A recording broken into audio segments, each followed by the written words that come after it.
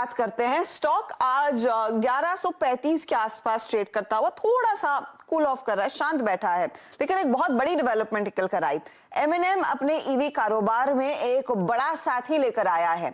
British international investment, जो Britain की दरअसल सॉवरेन आर्म है, वो कंपनी में 1925 करोड़ तक का निवेश कर रहे हैं। इस डील को ईवी स्पेस में कैसे पढ़ा जा रहा है उस पर हम बात करेंगे, लेकिन क्या खासियत है और ईवी का पोर्टफोलियो कितना मजबूत होगा, एमएनएम के प्लान्स क्या है, कंपनी के ग्रुप सीएफओ मनोज भट्ट से खास बातचीत यतिन ने की, उसका एक अंश आपके लिए।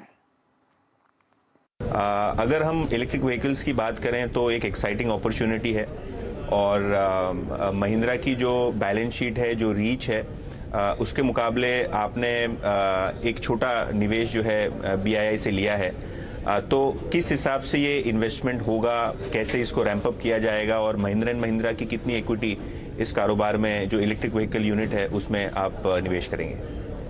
First of all thank you Yatin for having me on the show. अगर आप देखें तो हमारा जो प्लान है, पहले तो ये जो है EV personal vehicle SUV, I think that is the objective of this company. जो पहला स्टेप है, हम जो है कंपनी क्रिएट करने वाले हैं और जो हमारे एग्जिस्टिंग ईवी एसेट्स है इन दिस सेगमेंट वो पहले वहाँ ट्रांसफ़र करेंगे, और जो बीआईआई है जो काफ़ी रेप्यूटेड इंटरनेशनल फर्म है, they will put in 1925 crore. उसके बाद जो है हमने उसमें पहला मॉडल जो है हम अनवेल करेंगे सितंबर 22 और Q4 ऑफ दिस ईयर उसमें डिलीवरी स्टार्ट होगी, ऐसे है हमारा करंट प्लान है।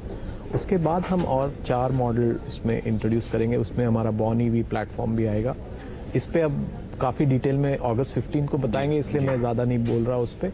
But coming back to the investment, between F24 और F27 के बीच में हम 8,000 करोड़ इन्वेस्ट करेंगे। और उसमें से 1925 जो अभी बीआईआई से आया है, और उसके बाद हम ये भी चाहते हैं कि जो लाइक माइंडेड इन्वेस्टर्स हैं, बिकॉज बीआईआई और हम साथ में इसलिए जुड़ रहे हैं कि उनका जो गोल्स है of actually ESG and climate change, वो हमारे साथ काफ़ी अच्छी तरीके से रेजोनेट करती हैं। तो अगर और लाइक माइंडेड इन्वेस्टर्स ऐसे हैं तो उसके लिए हम ओपन हैं। बट हमारी बैलेंस शीट काफ़ी स्ट्रांग है, कैश जनरेशन काफ़ी स्ट्रांग है, तो जो है हम खुद भी इन्वेस्ट कर सकते हैं। तो all options are open for us as far as this further investments को। और दूसरा है डील स्ट्रक्चर के बारे में। जो डील स्ट्रक्चर है जिसमें सर्टन माइलस्टोन्स हैं वो F27 में मेजर होंगी।